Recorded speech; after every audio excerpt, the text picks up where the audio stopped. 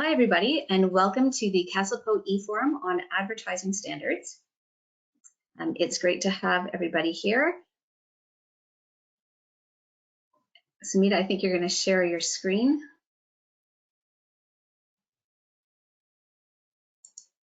So just as a reminder, it's best to close other things that you have open on the computer in the background that might help your connection. If you do have any technical issues, please close down GoToWebinar and then return to it right away, and hopefully it'll help. There is a place that you can type your questions. There's a little orange arrow where you can enter questions in the box on your screen, and Priya will be monitoring the questions. We'll try to answer as many of them as possible today and respond to you individually for those that we don't get to. And we'll also be putting out a frequently asked questions with the advertising standards that will be published to the website. Also on the website, we'll have the recordings and the slides from today. You can see in the little box that there are some resource documents that we've attached, including the French and English version of the advertising standards. And a reminder that viewing this eForum for registrants can be counted towards your 2023 self-assessment tool if you have a corresponding learning goal. My name is Dana Prucci. I'm the Director of Professional Practice and Quality Assurance and a speech-language pathologist. Good afternoon, everybody. Welcome. I'm Sumita Joglekar. I'm the Audiology Advisor and Manager of Mentorship, and I am an audiologist. Good afternoon, everyone. As Daisy indicated, I will be monitoring questions, and my name is Priya Singh. I'm the Director of Professional Conduct, General Counsel, and Diversity, Equity, and Inclusion Officer at the college. Thank you. So let's start off looking at our agenda for today. We'll see why did CASLPO develop advertising standards. We'll take a look at the standards and apply scenarios and frequently asked questions, and hopefully we'll have some time for questions at the end and maybe even in the middle. So let's start with why did CASLPO develop advertising standards? As you know, CASLPO's mandate is to regulate audiologists and speech-language pathologists to protect the public. The college doesn't have the authority to regulate the practice of other professions, like hearing instrument practitioners or specialists, or communicative disorders assistants. CASLPO does not regulate other entities like clinics, businesses, or companies. However, the college does regulate audiologists and speech-language pathologists that are working within these environments. Part of the college's regulatory role is to establish standards of practice for audiologists and speech pathologists. Standards set the minimum expectation for every member of the profession in every setting, whether you work in private practice, a group private practice, a large company, as an employee, or any other possible setting. It's important not to fall below a standard since it is the minimum level all registrants must meet to ensure quality care and to ensure public trust. Today, we're talking about the minimum expectations for advertising. All practice standards need to follow certain principles. Principles aim to be current, relevant, supported by evidence-informed practice, and address uncertainty regarding practice. Consider things like risk of harm to the public, how often the college has been contacted with concerns, the number of complaints, what other health regulators are doing, and what the Ministry of Health advises. And the challenge is to figure out the right amount of regulation needed given the issue at hand. And you can really see how the standards differ from protocols or procedures that are step-by-step, that are very detailed or prescriptive, or represent a high bar or are too ambitious. They need to be attainable by all registrants.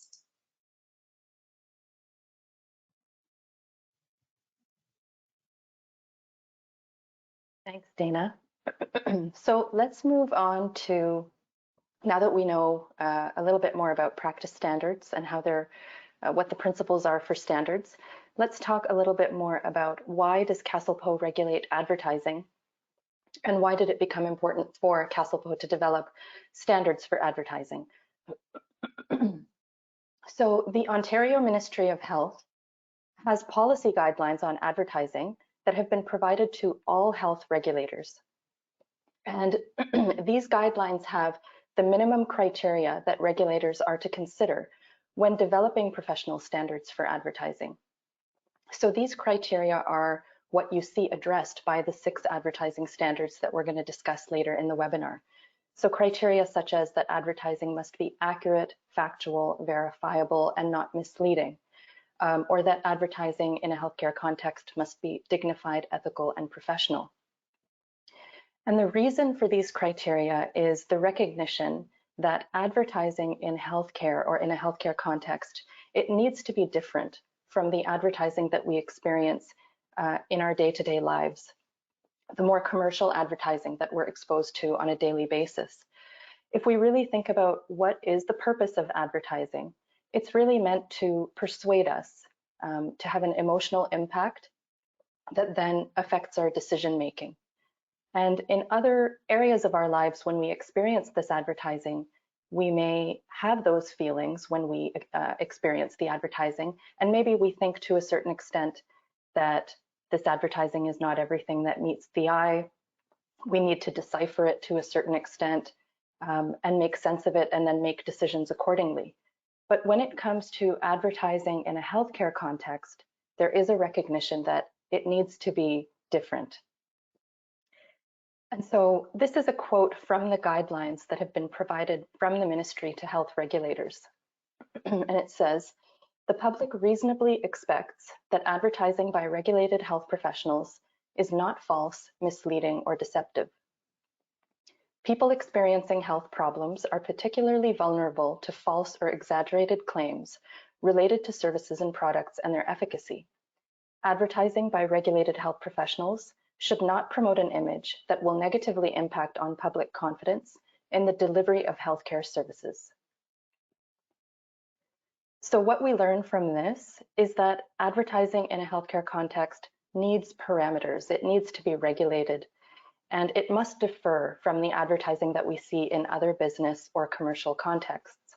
It's not the same as purchasing clothing or booking an Airbnb or deciding what restaurant to visit.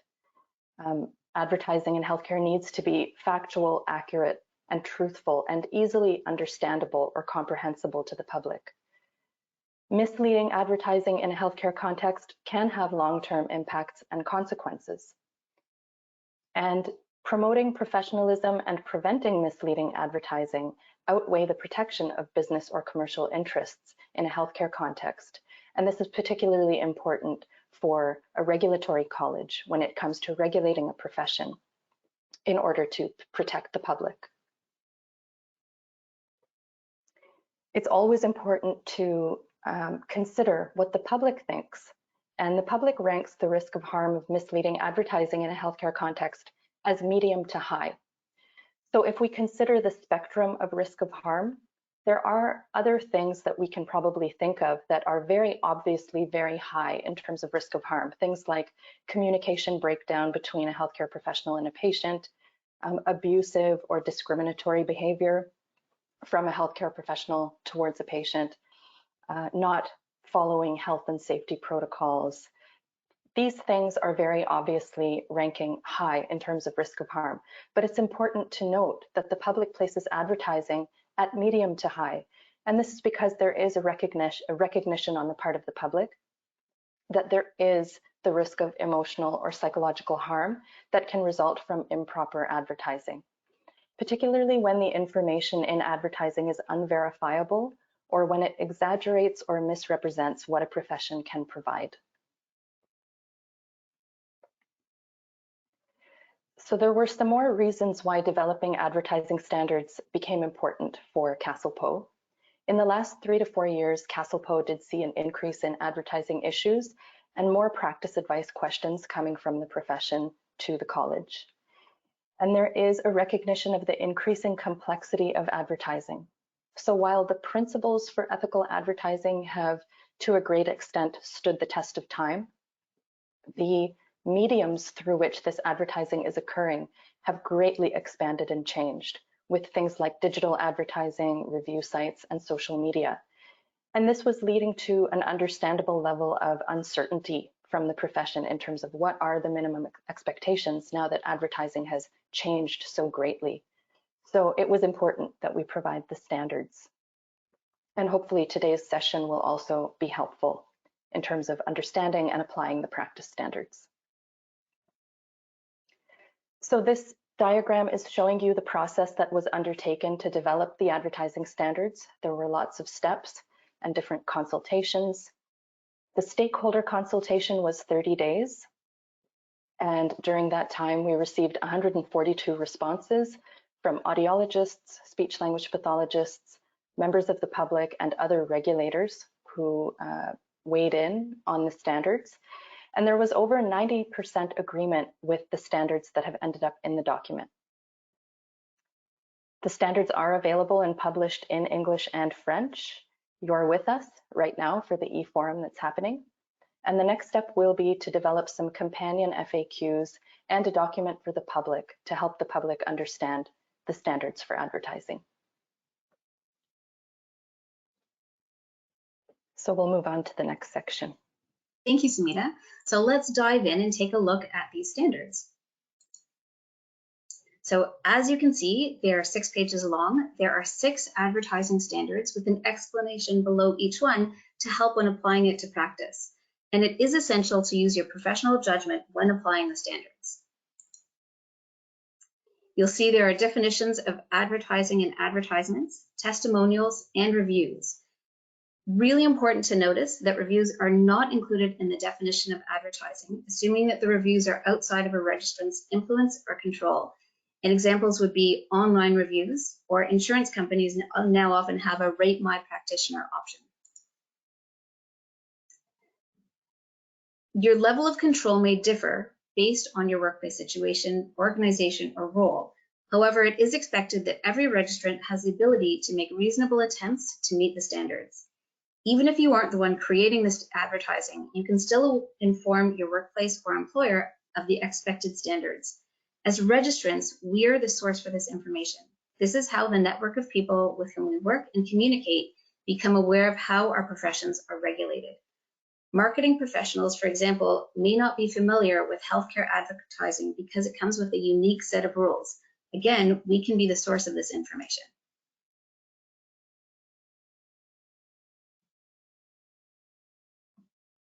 Sumita, I'll pass it to you to start with standard 1. Thank you. Thanks, Dana. All right, so let's go through the standards now, one by one. We're going to delve into each of the 6 practice standards. So let's start with the first one. And that standard is that advertising must be accurate and factual and not contain misleading or unverifiable information. So there's a lot to unpack here in this standard. It covers a lot of ground. There's a lot of principles that put some parameters around information in advertising. So let's explore this with a scenario. So Mayu, who is an audiologist, works for a company that is advertising a hearing aids trial to adults 65 years and older. The advertisement developed by her company's marketing team says the following. Ready to live a better life?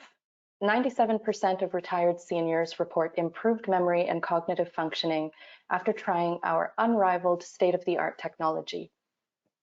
Book now for your chance to try the best available hearing aids on the market. Your satisfaction is guaranteed at an unbelievable discount. Appointment slots are limited. Don't miss your opportunity. So in a moment, we're going to move to a polling question where we're going to ask you to identify the problems with this advertisement. The advertisement is going to disappear when we go to the polling question. So I'm just going to pause for a moment to let everyone read it through one more time.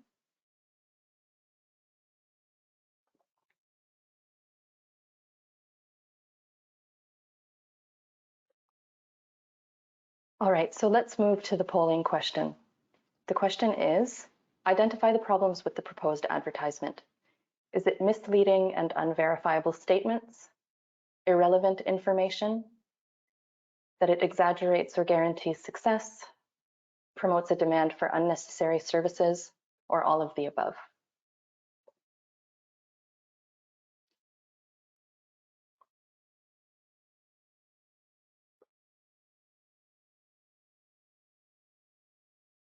Okay, thank you to those who have participated. So we'll close the poll and we'll share the results. And you can see 47% of those viewing today have said it's misleading and unverifiable statements.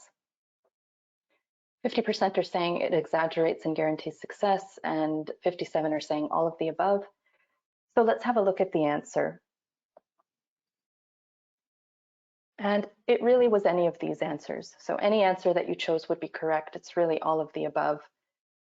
Let's break it down. Let's look at each statement in this advertisement and talk about what the problems are.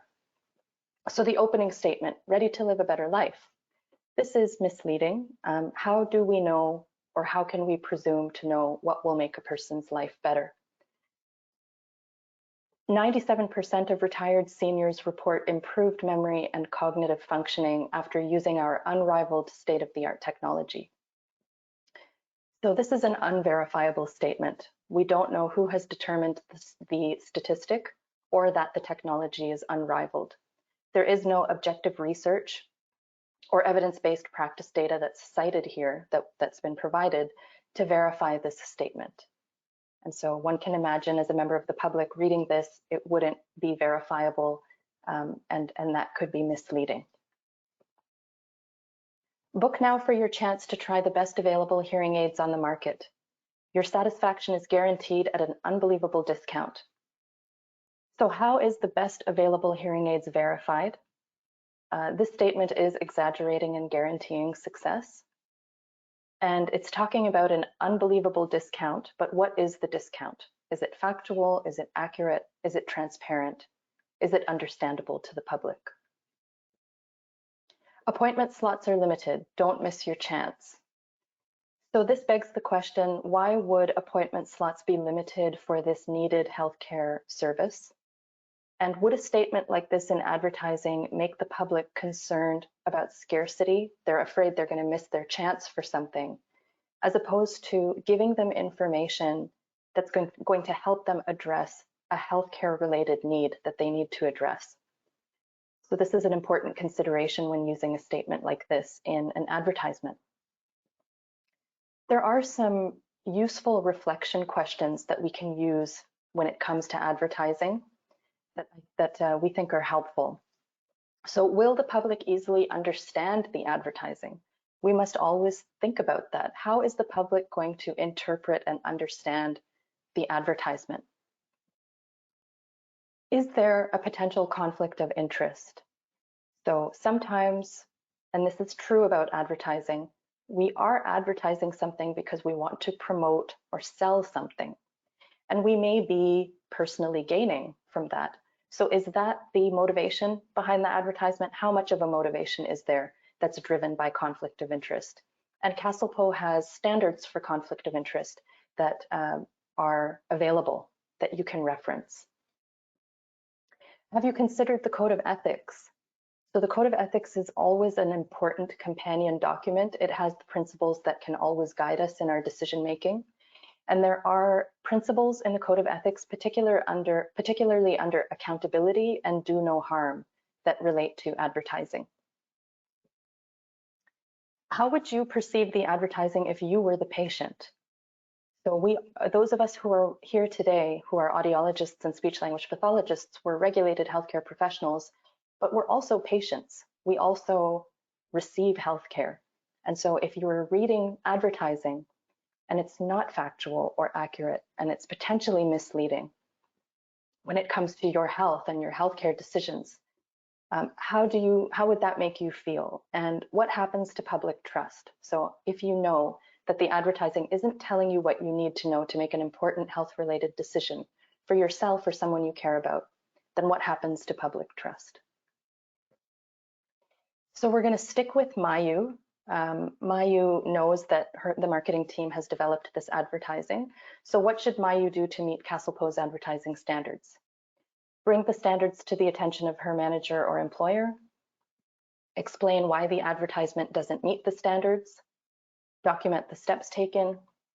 Contact the college for practice advice if needed, or all of the above.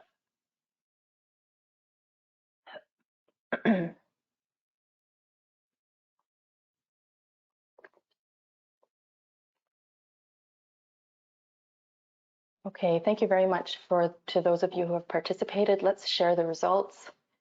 There seems to be quite a unanimous feeling on this one, that it's all of the above. And let's have a look at the answer. And you're correct, it's all of the above. If you look at the practice standards, you'll see that these are the reasonable steps that are outlined in the standard that registrants can take to address these kinds of advertising concerns. All right, so let's move to standard 2. So standard 2 is advertising must not contain patient testimonials.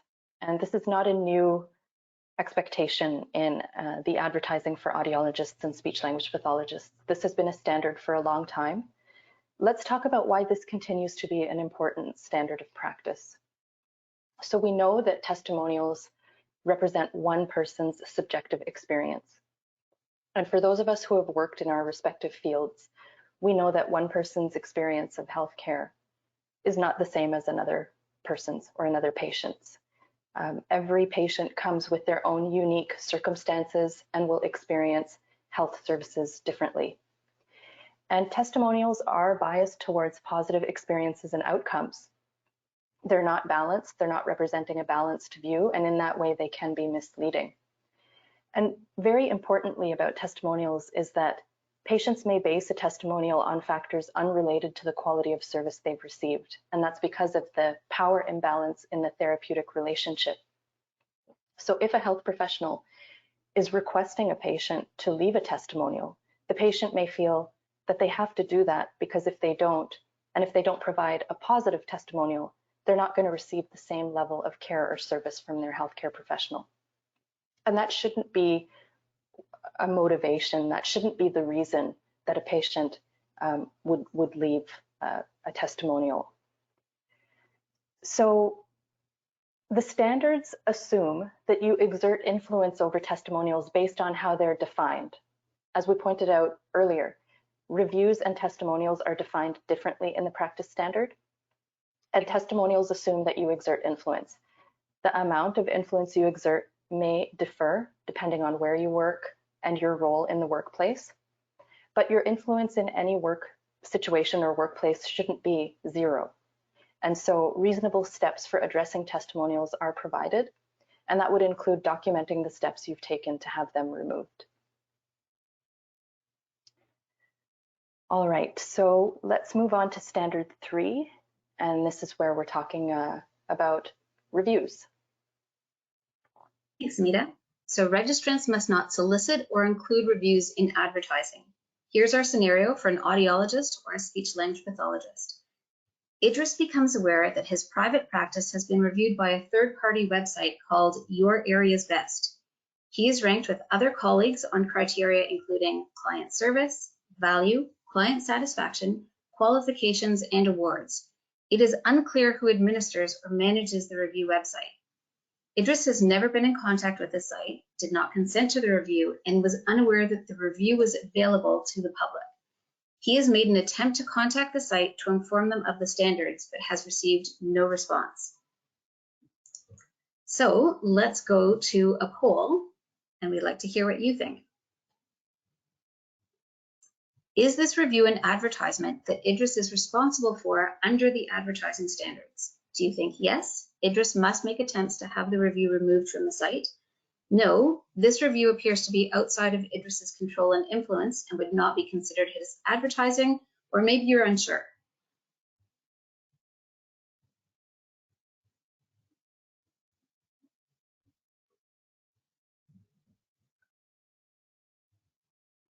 All right, maybe we'll do a couple more moments.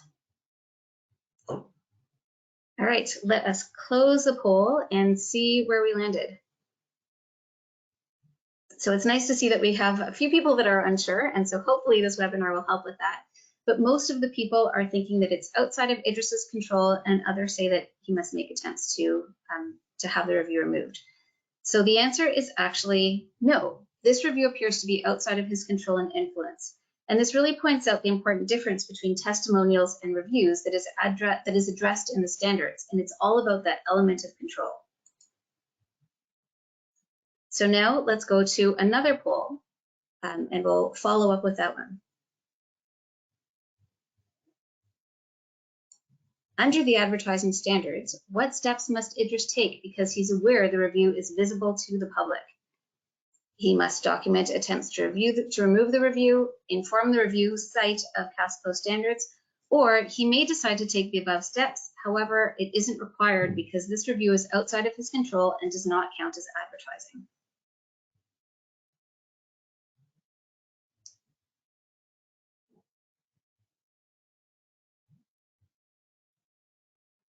Thank you so much to everybody who has voted. Let's look at what everybody thinks. So it's pretty evenly divided between the first two, which are very good steps that Idris could take. But the majority of people saying he can do the above steps, but they're not required. And so the answer is, he may decide to take the above steps, but they're not required. So it would be a really great idea for him to take these steps to have the review removed, but because it's outside of his control, it's not something that's necessary. Overall, if you have the ability to get rid of the reviews or to have them taken down, you're encouraged to take that step. But you are busy registrants and cannot police the internet. And this recognition is what was behind the decision to not include reviews in the definition of advertising. Thanks, Dana. All right, so we're going to stick with standard 3 about registrants must not solicit or include reviews in advertising. Hopefully that last scenario helped to point out how reviews are treated differently than testimonials by the practice standard. But this standard is also saying that registrants must not solicit or include reviews in advertising. So let's explore that with a scenario. And this scenario would be applicable to either an audiologist or a speech language pathologist.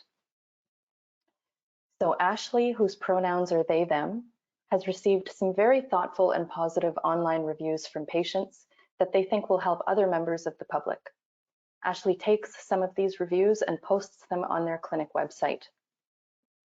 Ashley also places a link on their website directing people to the online reviews. And the link says, leave us a review and see more about the great things clients have to say about our team and services.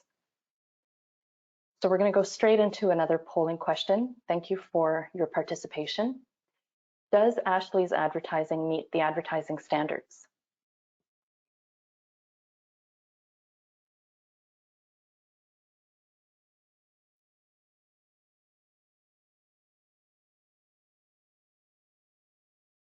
Okay, thank you very much to those who have participated. Let's share the results of that poll. So the majority feel that the answer is no. About 13% are saying it depends. Let's have a look at the answer. So the answer is in fact no. This advertising is not meeting the standard of practice. Let's break down why. So the public can choose to read review sites of their own accord. The public has every right to view what they want to view on the internet, and if they decide they want to go to a review site and participate or leave a review on such a site, then that is completely their right to do so. And they may see reviews that are good, bad, neutral. However, audiologists and speech language pathologists as regulated health professionals shouldn't direct patients to these sites or use these sites in their advertising or solicit reviews from patients. So when Ashley selectively takes information from positive reviews and posts this on their website, they are using reviews to advertise, and that is what is not permitted. And the standards also don't permit soliciting reviews. So by having a link on their website, Ashley is soliciting the review, and that's not permitted by the standard. So this brings us to our first break for questions. And we can see what types of questions have come through and if we can take some at this time. We've got some great questions. Thanks, Samita. I want to just preface it with, I don't know that we're going to be able to get to all of the questions. So if you have inputted a question to us, we will try to get to you today, but if not, we'll definitely get back to you individually. So one of the first questions that we received was the question around expectations. So one of the registrants asked, is the expectation that advertising created by an employer who is not a regulated healthcare professional, so an audiologist or a speech language pathologist, is it expected that their advertising aligns with the standards? And if the answer is yes, what if they refuse to change it? Would the audiologist be breaching the standard? Okay, thank you for that. I can start and then I'll turn to both of you to elaborate or add. So we realize that a lot of registrants are working in environments where the owner of the practice may not be a regulated healthcare professional. And of course, if they're not regulated, they are not held accountable to meet the standards that our professions are held accountable to meet. So, but as an employee of the organization, the advertising put out by that clinic or organization, it represents you. It represents your practice. So what the standards tell us is that the minimum expectation is that you're going to bring those standards to your employer, explain the reason why the advertising doesn't meet the standards. Practice advisors are available if an employer needs to speak with us, or if you need to speak with us if you have questions. And then you have done what you can do. Then you need to document the steps that you've taken, and that is your attempt to meet the practice standard. If an employer then doesn't change the advertising or refuses to change the advertising, then you've done what you can do to meet the standards, and that's what would be considered. Dana and Priya, do you have anything to add? I would add that you can also direct your employer or the manager to CASLPO. Often in practice advice, we do take calls on things like this. You can share the standards with them. You can even show them this webinar. I know that we do have some advertising and management people that are not registrants joining us today, which is an excellent way to find out what exactly the expectations are. I think the only thing I would add to that commentary is to remind your employer that if it is an advertisement that relates to your services as a healthcare professional, it's not just their advertisement. It's about you as the healthcare professional, and therefore the advertisement needs to align with your obligations as a registrant. And sometimes in the conversations that we've had with employers and advertising professionals, it seems to clarify that it's not simply an advertisement for the purposes of the business, but also the content is tied to health regulation, which many advertising professionals may not be familiar with. And I'm going to ask one other simple question. I know we're a little short on time right now. So just very generally, if you could provide some guidance in terms of what types of advertising issues have come to the attention of the college. Sure, so I can, again, I'll start with what I know, and then Priya, maybe you could elaborate, or Dana. So I think this issue that we've just been talking about has been a frequent issue where the registrants feel that they don't have a lot of control over the advertising because it's being developed by an employer or a company. So that's been a common question, but I think Priya, the previous answer addresses how that can be handled. Mm-hmm. Other issues have been around review sites. Review sites, we received a few questions around that, and that really led us to discover how uncontrollable those sites are. And they really are, you know, out there. There's many of them, and we really don't know who is managing or controlling those sites. And that led us to not include reviews in the definition of advertising. I'll turn it to both of you if you want to talk about issues that we've seen. I would actually say that a lot of the scenarios and frequently asked questions that we're including in the standards today in this presentation are real things that have happened. It might not be exactly, and obviously different names, but these are some of the very typical things that do come up. Priya? I have nothing more to add. I'll pass it back to you guys. I think our question time for this session is over. Okay, sounds good. We will have some more time at the end of the session to take more questions. So let's move on and continue going through the standards. So we're on standard number 4, and that is that registrants must not represent themselves as superior to their colleagues in advertising. So there's a frequently asked question that we're going to use to explore this practice standard. The question is, not every audiologist or SLP has experience in every area of practice in our professional scope, such as the ones listed here. Some members of the profession may have more experience and knowledge than others in certain areas of practice, and the public should know this. So how can this be advertised? So to answer this question, it's important to provide some background. So CASLPO does not have the legal authority to designate specialties. Samita, I'm just going to jump in for a moment. Sorry, can you share your screen? Oh, I'm so sorry about that. Thanks. Thank you for pointing that out. Okay, so I'm just going to, just to make sure that everybody has the opportunity to read this information and take it in. We're talking about standard number 4, and this is the frequently asked question. So not every audiologist or SLP has experience in every area of practice in our professional scope, such as the areas listed here. Some members of the profession may have more experience and knowledge than others in certain areas of practice, and the public should know this. How can this be advertised? So it's important to know a little bit about the background related to answering this question. CASLPO does not have the legal authority to designate specialties. So every audiologist or speech-language pathologist who is registered to practice in Ontario has access to the full scope of their profession. I can share from my own practice as an audiologist. 3 years into my practice, I started working with patients who use cochlear implants, and I started doing vestibular testing. So when I wanted to get involved in these areas of practice, I didn't have to get any specialty designation from CASLPO. Those areas of practice were available to me based on the fact that I had completed the required education and I was registered to practice as an audiologist in Ontario. I, as a regulated professional, had the responsibility to ensure that I'm competent, so to ensure that I have the knowledge, skill, and judgment required to work with those patients and provide safe and quality care. But that fell on me to make sure that I'm competent. When you fill out your self-assessment tool, you'll see the practice standard that we all reflect on.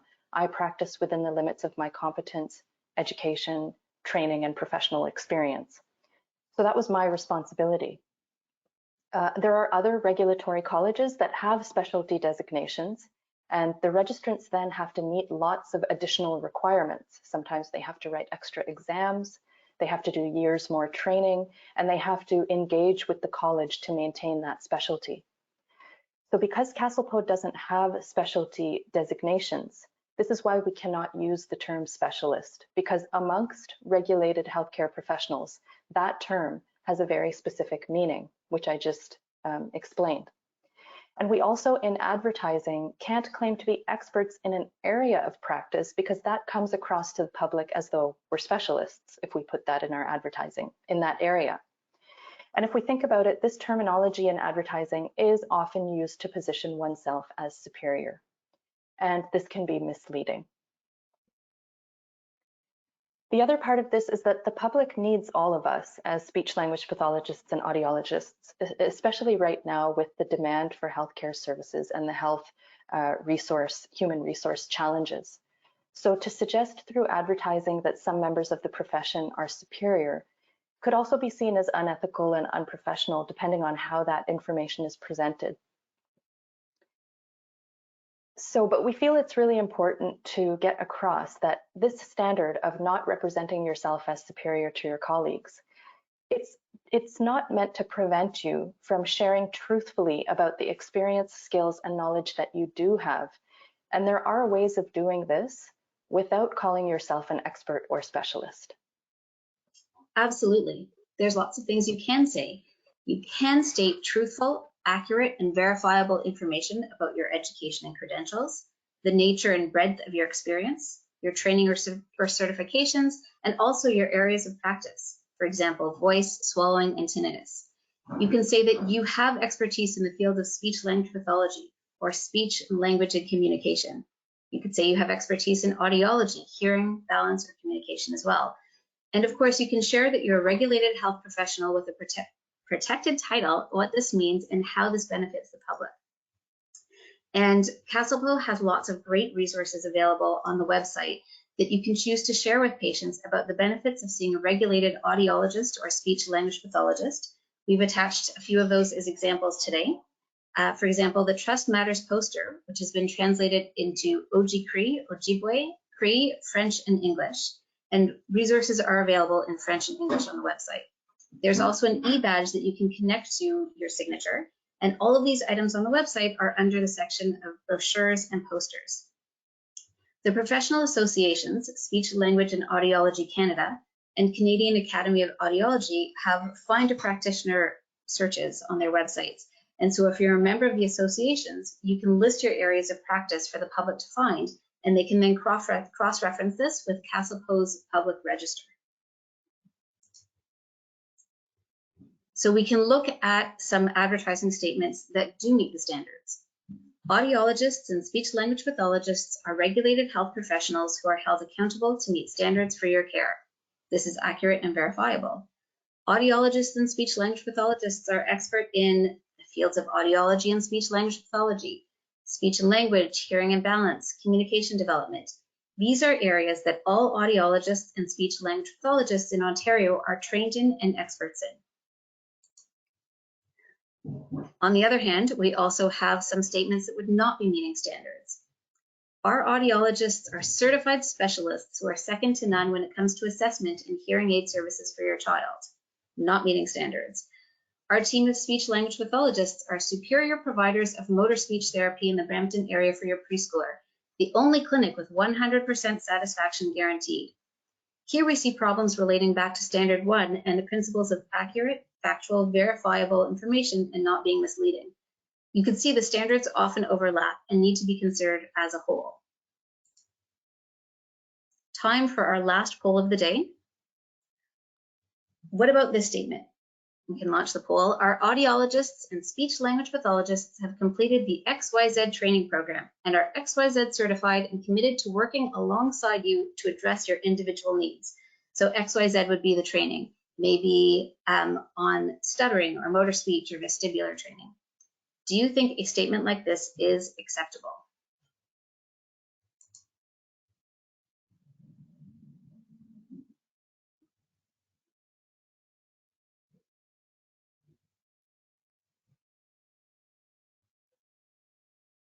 Okay, so let's see how everybody was thinking. So thank you to everyone that voted. We could see the vast majority are saying, yes, this is an okay statement to have in your advertising. And this is what that we think as well. This statement would be acceptable because it's accurate and it's verifiable. You can prove that you have this training or that your registrants have this training. Samita, over to you for standard 5. Great, thank you. All right, let's move to standard number 5. So that standard is that advertising must not state nor imply the guaranteed success of exclusive therapeutic approaches or products. And this, again, some of these principles are overlapping, as Dana mentioned, with other standards we've already looked at. So these standards really are meant to be considered together because they often overlap with each other. What this standard is telling us is that advertising cannot include statements that guarantee success of specific, for example, hearing aid brands or models and their associated technologies, apps, books, tools, or resources, or treatment approaches for certain diagnoses or disorders, like, for example, auditory processing disorder or autism or tinnitus. Some examples of statements that imply or guarantee success would be a statement like, this intervention approach will solve your child's stuttering, or our exclusive hearing aid technology is guaranteed to improve your hearing in noise by 90%.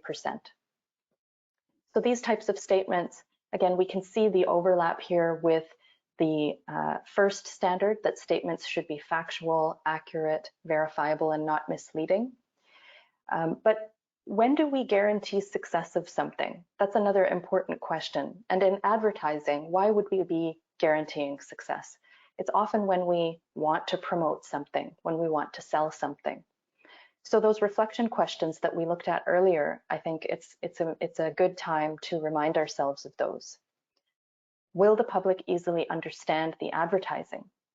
So as a member of the public, if I'm reading something that guarantees success of an approach or technology, how am I going to interpret that? where there's this informational imbalance. What is that going to mean to me as a member of the public? Is there potentially a conflict of interest? So is there a driving force sort of that goes with this advertising of wanting to sell something for gain, for personal or financial gain? Have you considered the code of ethics and the important principles around advertising that are in that document? How would you perceive the advertising if you were the patient?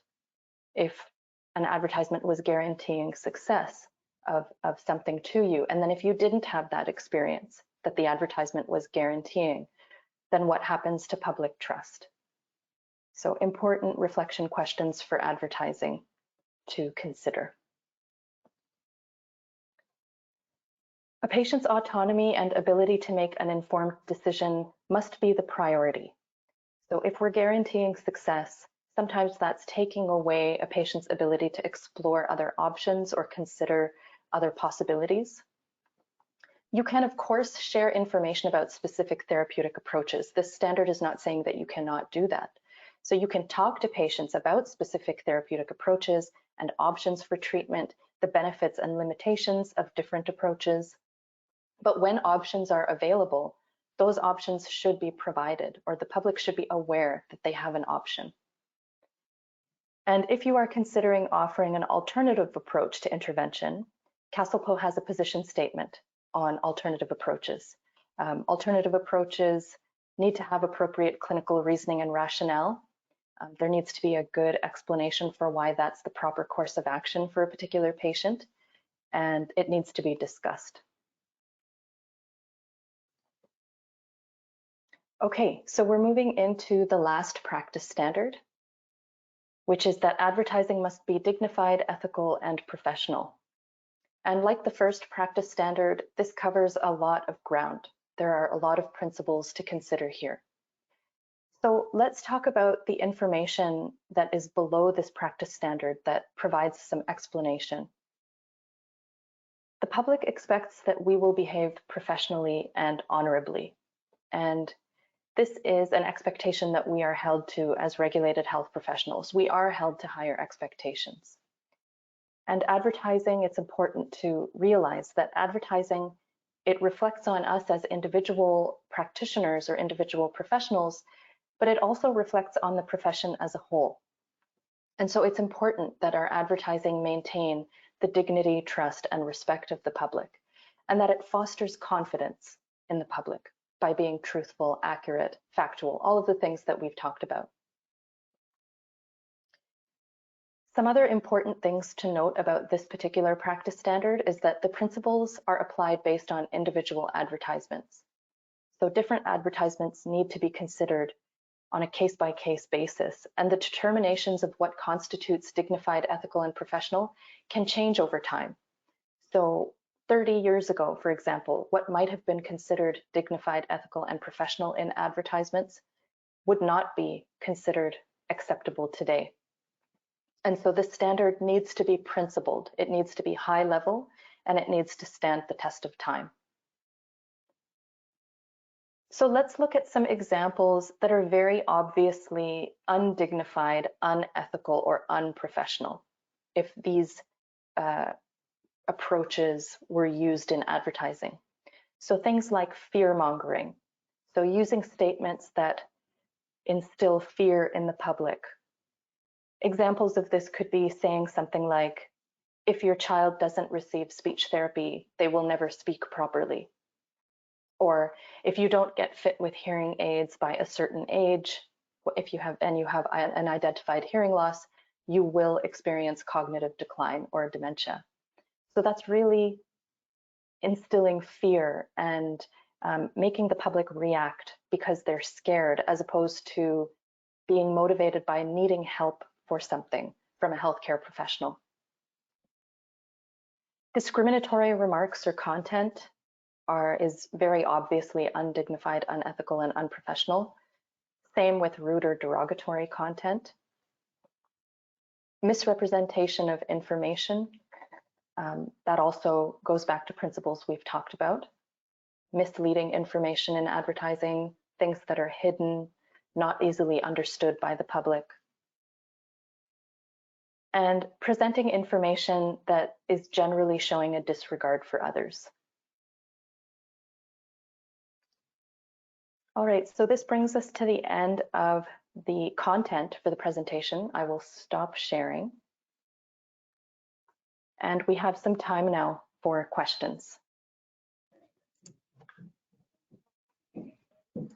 Okay, we have been getting some great questions. I've been scrambling to organize, so bear with me while I go through these. Some questions with respect to awards. So there are some newspapers and magazines that offer awards like a gold, silver, and platinum award for services in the area of either speech language pathology or audiology. So the question is it permitted that registrants are allowed to advertise or post that they've received these rewards? Can you add this, links on your website and things along those lines? Yeah, so if you've won an award and that is truthful, factual, accurate, and verifiable, then you can share that you've won an award, and that would be meeting standards. I mean, that's the real question. Is it verifiable? So if somebody came to you and said, can you show evidence that you've won such and such award? Would you be able to provide the evidence that that's true? So if it's the truth, then you can state the facts. Yeah, I would say also some of those newspapers or magazines ask people to vote. And so I know in other areas, I had a friend that owned a store, and so she asked all of her customers to go in and to vote for her store to say that it was the best, whatever kind of store it was. So this is, again, where you want to be really careful. We've talked about code of ethics. You want to be ethical in all of the things you do, where you're really not supposed to be asking your patients and family and friends to be doing these things. And I think what I would add is we've been talking about how the standards are they're sort of like a package, right? So each individual standard it stands alone, but then you have to look at the standards as a whole. So if you're going to say that you've won an award, ensure that you're presenting that in a way that's professional.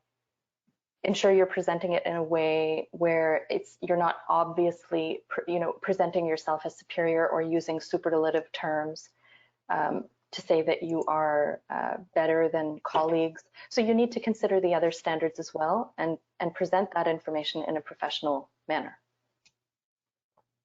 Great, thank you. And I have nothing to add to that. I think you guys covered that perfectly. So we've got a couple of questions in relation to individuals who are not members of the college. One of the questions is if the competitor is not an audiologist, but they understand the guidelines and what has been advertised is well outside what CASLPO's guidelines are, who do we make a complaint to? And that we being the registrant who saw the advertisement that is not by an audiologist or speech language pathologist. All right, I can begin, and then Priya, I think your input would be really valuable here.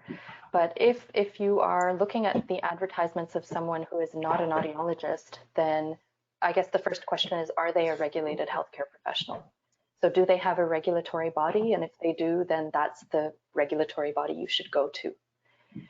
If they're an unregulated practitioner, then some unregulated practitioners have professional associations that you can go to ask for some guidance on how they might be able to inform their members of advertising that is not following ethical guidelines. There are other organizations that oversee advertising, such as Advertising Standards Canada, that oversees, I think, the advertising code. So that's another body that you could go to with an advertising concern. Priya or Dana?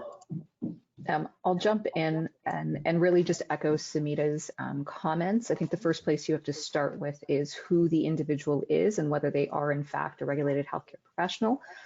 If they are not, then you do have potentially alternative options oh, sorry, my earbud just fell out. You do have alternative options, but it would depend on the circumstances. And I would suggest that in those situations that you contact the college so that determine who the appropriate body would be to contact to raise your concerns. Dana, do you have anything else to add?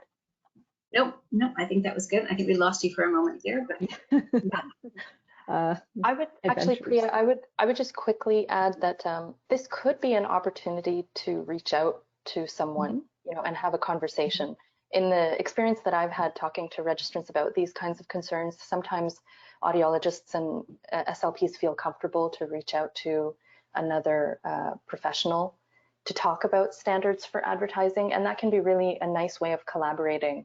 You know, we do have standards for collaboration and professionalism, and reaching out in a collegial way when you, if you see some advertising that, you know, it probably should be altered.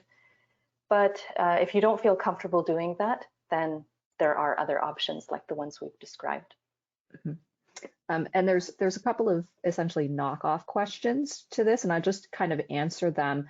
There's questions around what regulations prevent hearing instrument specialists from advertising in misleading ways, and whether CASLPO has any influence in terms of hearing instrument specialists using the title specialist. So no, CASLPO does not have authority to regulate the advertisements of individuals outside of the college. That for hearing instrument specialists or practitioners would be under a HIPS authority, and I'm forgetting the acronym at the moment, but there is no regulation that exists. The indication or the takeaway, I think, sometimes is to understand that hearing instrument practitioners are not technically health regulated professionals. They are not under the jurisdiction of the RHPA. And so the rules that they follow are very different than what health regulated professionals are required to follow. And Samina and Dana touched on this earlier in the presentation. Going back to reviews, there's a question in relation to whether it's okay for an audiologist or a speech language pathologist or somebody a part of their team to respond to online reviews. So if it's on, say, Google and there's a review of the business, is it okay for the registrant or a member of the registrant's team to respond directly on that platform? And I'll leave that with Dana. I'll call on you. Okay. Great. So it is a tricky one because you don't want negative comments to be out there about you or about your practice. But on the other hand, we are trying to say to maintain a distance from these reviews. Sometimes some people have been able to have the clinic reach out to the patient or the person who left the review directly, which might be a way to find out, you know, what happened, why did you do this? Is there anything that we could do to improve it? Any other thoughts?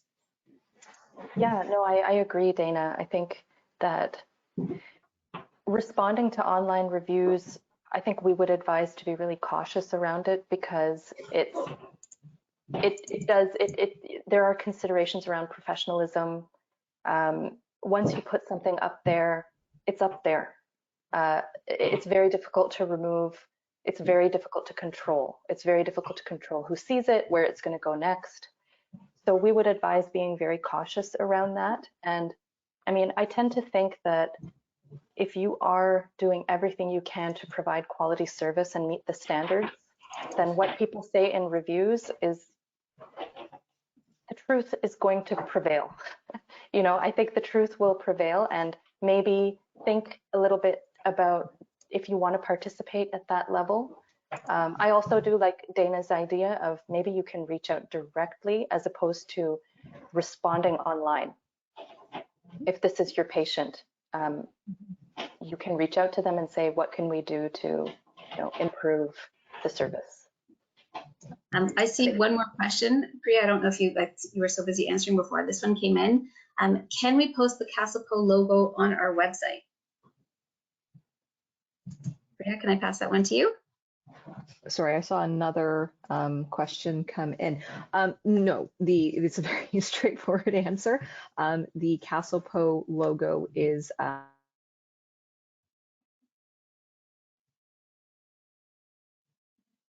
Uh-oh, I think we are losing Priya. Okay, Yeah, we can directly or put it in the FAQs, but Sumita, you or I can answer this one as well. The CASLPO logo is a copyrighted logo, and so you can say that the registrants that work in the clinic are CASLPO regulated and they're registered with the college, but you can't actually use the logo. Okay, I think that we're exactly at 1 o'clock, so that gives us but a few more seconds where we can thank everybody for joining. Wanted to send along a friendly reminder to all registrants to get your self-assessment tool completed by January 31st at 11:59. Again, viewing of this webinar can count towards this coming year's goals if you have toward the CLACS if you have a goal towards it. And thank you to everybody who's already submitted. And thank you everyone for joining us this afternoon, for taking the time to be here. We know that we have registrants who've joined, but we also have advisors from other regulatory bodies and maybe people who are outside the profession who have joined. So we really appreciate you taking the time. We know that a lot of questions have come through, and if we didn't get to your question, we will respond individually. So thank you very much, and we wish you a great rest of your day. Bye, thank you.